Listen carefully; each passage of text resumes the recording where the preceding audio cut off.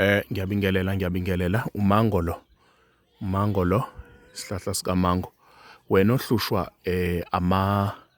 ama-piles asekuhluphe isikhathi eside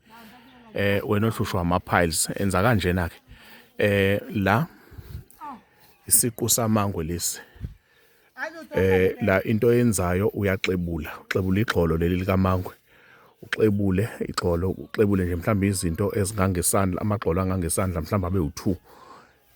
mawuqeda kuxebula thatha inhlabathi uhlikihle lapho kade uxebula khona ukuze isihlahla singashi then emveni kwaloko into ozoyenza lento uzoyiwasha nje kahle ngoba umango uba namagciwane ahlala ngaphandle uyiwasha kahle ubese uyayithatha uyifaka ebhodweni uyibilise ibile at least for 15 minutes bese uyayithatha uyayikhipha uyiyeke iphole mase ipholile ubese uyaphuza ke uphuze ekseni ungakadli 1 hour before udle uphuze ntambama mase ulala ama-piles azophela ngeke uphinde ukhale ngama-piles uyophila ube umqemane makube kuhle.